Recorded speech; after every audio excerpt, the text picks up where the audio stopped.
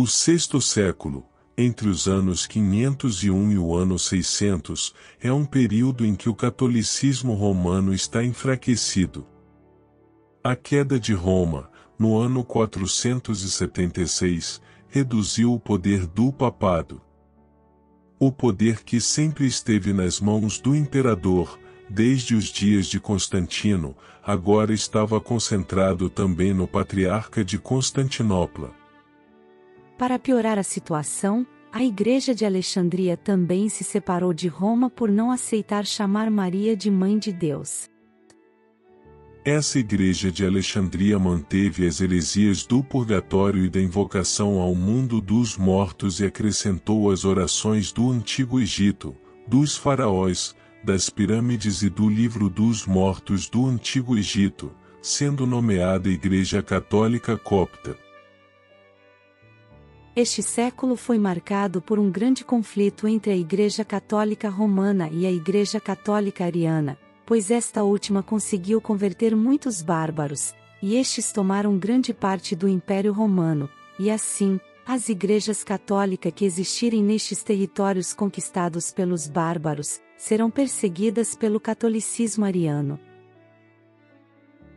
No ano 529, o catolicismo romano se reuniu no Concílio de Orange, na atual França. Um dos temas discutidos foi a predestinação das ações dos homens, que Agostinho de Hipona havia adotado do paganismo. A doutrina que afirma que Deus ordenou o pecado dos anjos e dos homens foi questionada por Alexandre de Hales, que disse: Deus relaciona-se de igual para igual com todos. O concílio condenou a crença na predestinação divina para o mal ou para a perdição. Essa doutrina pagã era rejeitada até por alguns católicos, mas será plenamente aceita por Calvino. No ano 553 da era cristã, o Império Romano do Oriente, com sede em Constantinopla, venceu os vândalos que haviam adotado o catolicismo ariano na África, e assim o catolicismo romano foi restaurado nesse continente. O historiador Justo Gonzalez, em sua obra Uma História Ilustrada do Cristianismo, A Era das Trevas, volume 3, descreve esse evento, e diz que o grande problema neste continente era a existência dos anabatistas donatistas. A parte oriental do Império Romano, com sua capital em Constantinopla, estava gozando de um novo despertar sob o reinado de Justiniano. Um dos sonhos de Justiniano era restaurar a unidade do império, e por isso, assim que os vândalos lhe deram ocasião, enviou seu general Belisário no comando de uma frota que se apoderou de Cartago no ano 553, e não tardou a destruir o reino vândalo. A partir de então, o arianismo foi desaparecendo do norte da África. Na África, o principal problema não eram os arianos, mas os donatistas, cujo cisma ainda perdurava. Haviam-se passado há 122 anos desde que Agostinho de Hipona conseguiu a condenação das igrejas que não batizavam recém-nascidos, chamadas anabatistas, e ainda existiam anabatistas donatistas na África. Importante lembrar que não encontramos essa igreja fazendo guerra à perseguição católica. Eles não organizavam exércitos para matar os católicos, não pegavam em armas nem para se defender, apenas fugiam.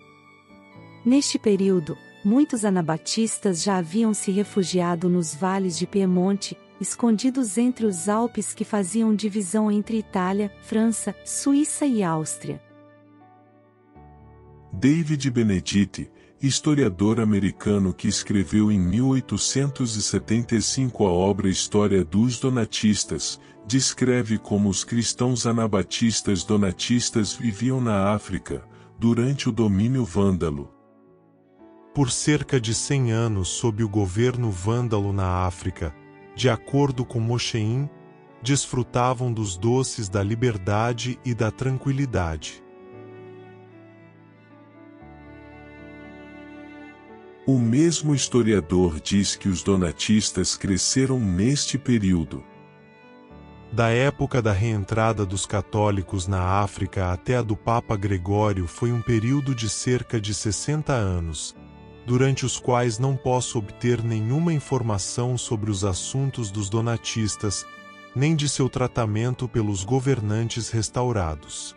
Durante os 60 anos em questão, isto é, do Papa Bonifácio II ao tempo do Papa Gregório I, de sobrenome o Grande, eles tinham um novo Papa a cada poucos anos, e nas alegações dos candidatos rivais os donatistas provavelmente foram autorizados a perseguir seu curso habitual em aumentar seu número, que, segundo o Papa Gregório, não era pequeno em seu tempo.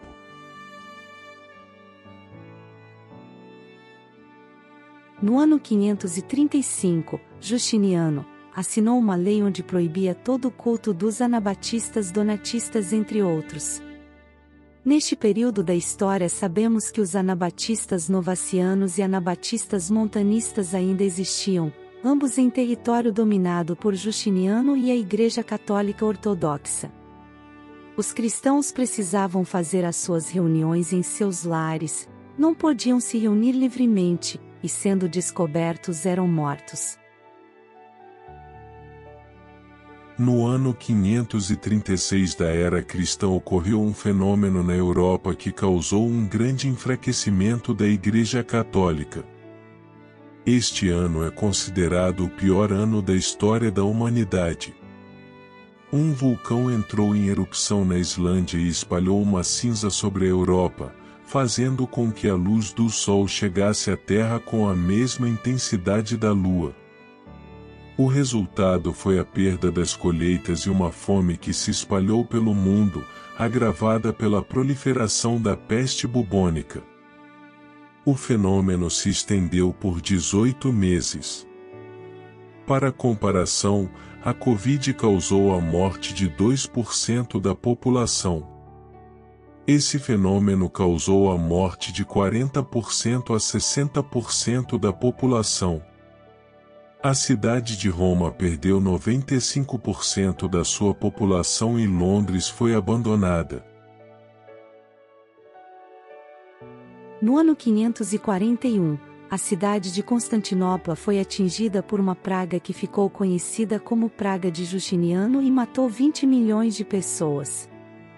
Constantinopla perdeu 50% da população. Ela recebeu o nome de Praga de Justiniano porque foi assimilada pelos soldados deste imperador quando estiveram no Egito. No ano 544 da era cristã, o bispo católico romano, Dionísio Exíguo, decidiu organizador da cronologia antes de Cristo e depois de Cristo. Dionísio tomou como partida o ano 753 da fundação de Roma, como sendo o ano do nascimento de Jesus. Sobre o ministério de Jesus, é dito que ele iniciou o ministério no ano 15º ano do reinado de Tibério, conforme informado no Evangelho de Lucas, capítulo 3, versículo 1. Como Tibério iniciou seu reinado no 14º ano da era cristã, Dionísio concluiu que Jesus iniciou o seu ministério no ano 29, que era o 15º ano do reinado de Tibério.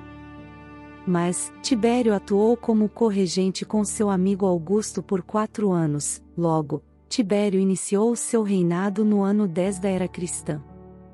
Dionísio já havia feito a sua cronologia, que ficou com um erro de 4 anos. O erro também se comprovou porque Dionísio estabeleceu o ano 753 da fundação de Roma como sendo o ano do nascimento de Jesus, mas a cronologia romana dizia que Herodes morreu no ano 749 da fundação de Roma. Segundo o nosso calendário, Jesus nasceu 4 anos antes da era cristã, iniciou o seu ministério próximo do ano 26 e morreu próximo do ano 29 da era cristã. No ano 551 da era cristã, o imperador de Constantinopla, depois o bispo Zoilo de Alexandria, e estabeleceu o militar Apolinário diretamente para o patriarcado. Os bispos católicos eram políticos, esse exemplo deixa bem claro. Os alexandrinos rejeitavam Maria como mãe de Deus e Apolinário fez um discurso ameaçador. Alexandrinos perversos, se vocês se voltarem para a verdade e abandonarem a heresia monofisista, tudo vai ficar bem. Caso contrário, temo por vocês, pois o imperador enviará um de seus oficiais para derramar vosso sangue. Suas mulheres serão violadas e seus filhos serão feitos órfãos. Como o povo não aceitou a imposição da doutrina, Apolinário ordenou que o exército executasse a todos. Foram milhares de mortos. Neste período a cidade de Alexandria estava dividida entre a Igreja Católica Romana e a Igreja Católica Copta, que não aceitavam a heresia de Maria como mãe de Deus. O resultado foi essa grande matança. Os católicos que estavam em guerra com os arianos, agora se encontram em guerra com a Igreja Católica Copta. Em 553, o imperador convocou o Segundo Concílio de Constantinopla e condenou o nestorianismo, que rejeitava chamar Maria de Mãe de Deus, e condenou também a doutrina de Orígenes, chamada de apocatástase, que defendia a salvação da alma do diabo. Em 559 da era cristã, ocorreu uma divisão no reino bárbaro dos visigodos, que dominavam a região da atual Espanha. O rei Leovigildo era seguidor do catolicismo ariano, mas seu filho Hermenegildo era seguidor do catolicismo romano e iniciou uma guerra santa contra o pai para implantar o catolicismo romano. O príncipe Hermenegildo foi capturado e morto a machadadas em 585, por ordem do pai que era católico ariano. Hermenegildo é considerado mártir pelos católicos romanos. Leovigildo morreu em 586 e seu filho Recaredo assumindo o reino e em 589 a região foi novamente dominada pelo catolicismo romano. O historiador Justo Gonzalez descreve como os bispos católicos eram ligados à política. O arcebispo de Toledo logo passou a ser a segunda pessoa mais importante do reino, e os concílios de bispos que se reuniam periodicamente na capital tinham funções legislativas, não somente para a igreja, mas também para toda a ordem social. Os bárbaros eram na sua maioria analfabetos, sequer possuíam uma escrita. A Igreja Católica Romana dominou a educação, as leis e a religião desse povo e logo vai propor a organização do reino de Deus com os bárbaros. Alguns historiadores criticam a dificuldade de encontrarmos igrejas anabatistas nesse período. A explicação parte de exemplos como este. Os católicos romanos, estando no poder, perseguiam os católicos arianos e os anabatistas. Quando os católicos arianos assumiam o poder, perseguiam aos católicos romanos e aos anabatistas. Os anabatistas defendiam a separação entre o Estado e a Igreja, logo, estavam sempre em desvantagem e muitos grupos estavam vivendo escondidos nas montanhas, e sendo encontrados seriam torturados e mortos. No ano 563 da era cristã, 2 missionários anabatistas, Columba e Columbano, acompanhando os de 12 missionários partiu para a ilha de Pictos do Norte, na ilha de Lona, na região da atual Escócia. A história relata também a evangelização da região norte da Inglaterra por este homem de Deus. Columbano evangelizou a Burgundia e teve de fugir para a Suíça e depois para o norte da Itália, devido à ameaça do clero católico. Muitos cristãos fugindo do papado se escondiam em regiões que o catolicismo ainda não havia chegado, tiveram paz até o final do sexto século, quando a Igreja Católica enviou seus representantes para fiscalizar o cristianismo nessa região. No ano 565 da Era Cristã, ocorreu um desentendimento entre o imperador Justiniano e Eutíquio, patriarca de Constantinopla. O imperador começou a defender a teoria aftartodócetas, que afirmava que Jesus possuía um corpo incorruptível e era isento de sofrer dor. O patriarca discordou e foi preso. O imperador estabeleceu como bispo João III de Constantinopla, que apoiava a posição doutrinária do imperador. Em 593 da Era Cristã, Evagrio, historiador de Constantinopla, escreveu uma história eclesiástica em 6 volumes. No quarto livro, Evagrio descreve o imperador como aquele que controlava as questões religiosas. Além disso, ordenamos que aqueles que favorecem o credo ímpio de Nestório, ou seguem sua doutrina ilegal, sejam expulsos das igrejas sagradas, se forem bispos ou clérigos, e se leigos, sejam anatematizados. Próximo do ano 600, o Papa Gregório I, Papa do ano 590 a 604, enviou o bispo Agostinho para deter o crescimento dos missionários anabatistas na Inglaterra. O poder da Igreja Católica Romana havia diminuído, mas eles continuavam perseguindo a Igreja.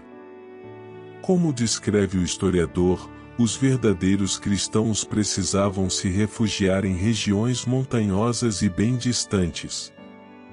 A Inglaterra sempre foi um lugar de resistência à heresia católica. Essa resistência é demonstrada séculos mais tarde pela pregação de John Wycliffe.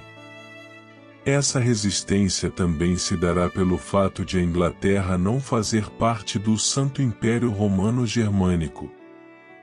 Vejamos o relato da Enciclopédia Barça sobre a Inquisição.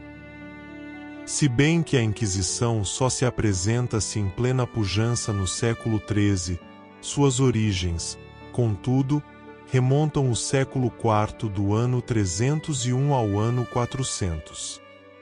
A partir desta data, a perseguição àqueles que não aceitavam o credo católico, tinham seus bens confiscados e eram condenados à morte. As perseguições foram acentuadas no século IV e V ano 301 ao ano 500. Do século VI ao IX, ano 501 ao ano 900, as perseguições diminuíram. Próximo do ano 600 da Era Cristã, um bispo católico conhecido como Dionísio Areopagita, adotou o misticismo grego e a filosofia de Platão na religião católica. O historiador Edith Riat, em sua obra 2000 anos de cristianismo carismático, descreve o ensino de Dionísio. Nessa época, o misticismo associou-se ao monasticismo por conta de um livro chamado Mystique Teologia, escrito, ao que parece, no início do século VI por um monge sírio anônimo, que ganhou o pseudônimo de Dionísio Areopagita. Nessa e em outras obras, esse autor encorajou seus leitores a abandonar o intelecto para buscar uma união mística da alma com Deus. Aconselho que na busca mais sincera pela contemplação mística, você abandone os sentidos e as atividades do intelecto, e tudo aquilo que esses dois podem perceber. Depois de deixar seu entendimento descansar, aplique-se o quanto puder em direção a uma união com ele, a qual nem o ser e nem o entendimento podem conter. Que você seja então conduzido ao alto, para o raio daquela escuridão divina que suplanta toda a existência.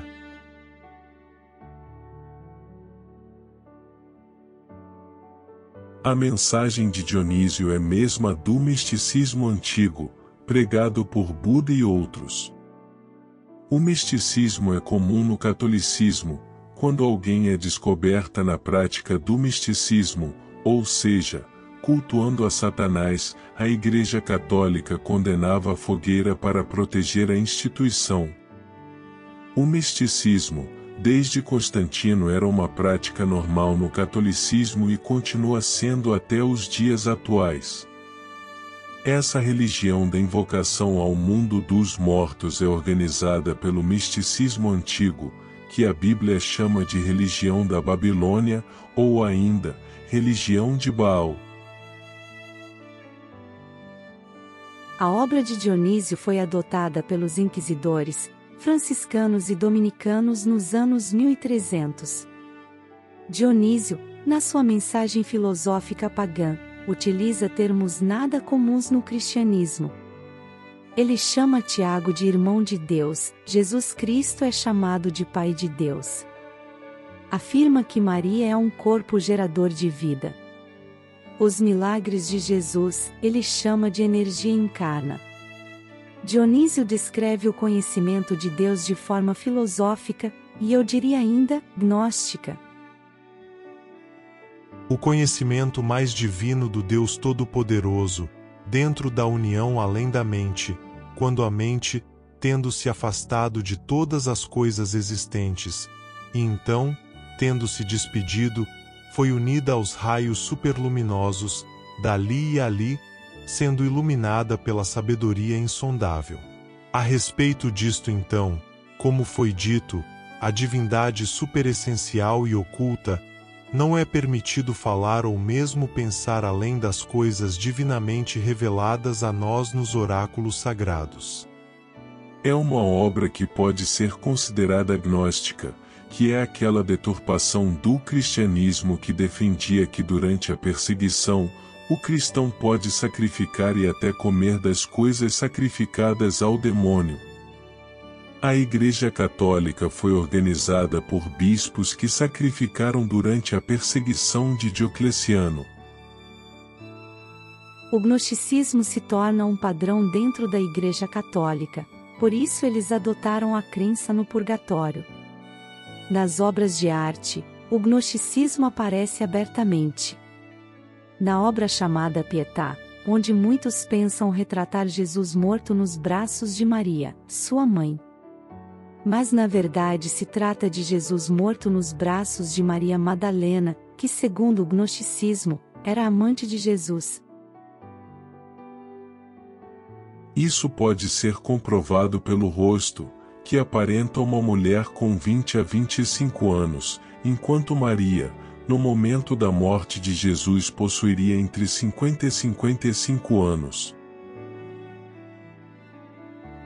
Outra obra de arte católico-gnóstica é a Capela Sistina. No quadro Criação de Adão, podemos observar a mão esquerda de Deus, como sendo a mão de um bruxo. Os gnósticos acreditavam que o Deus do Antigo Testamento, chamado Yahvé, era um Deus mau e que Jesus teria vindo para combater essa divindade. Essa heresia se encontra nessa pintura católica. Pode-se observar também Deus abraçado com uma mulher, que na religião gnóstica era o lado feminino de Deus, chamado de Sofia. O sexto século se encerra no ano 600, com uma declaração da obra Rastro de Sangue, de James Carroll, publicada em 1931, nos Estados Unidos. Tínhamos iniciado as considerações em torno do terrível período que é conhecido na história mundial como a Idade Média. Trevas, sangue e terror houve desde o seu início. As perseguições pelo estabelecimento da Igreja Católica Romana são duras, cruéis e perpétuas. A guerra de extermínio prosseguiu persistente e inexoravelmente, obrigando os cristãos a se refugiarem em muitas terras. O rastro de sangue é quase tudo que resta em qualquer lugar, especialmente através da Inglaterra, Gales, África, Armênia, Bulgária. Em qualquer lugar cristãos anabatistas seriam achados os que estavam decididos a permanecerem restritamente leais ao Novo Testamento. Neste período a violência católica seguia a máxima de Agostinho de Hipona e do Segundo Concílio de Éfeso e citado por Philip Jenkins, na obra Guerras Santas. Possam aqueles que dividem Cristo ser divididos pela espada, possam eles ser talhados em pedaços, possam eles ser queimados vivos. Segundo Concílio de Éfeso, no ano 449.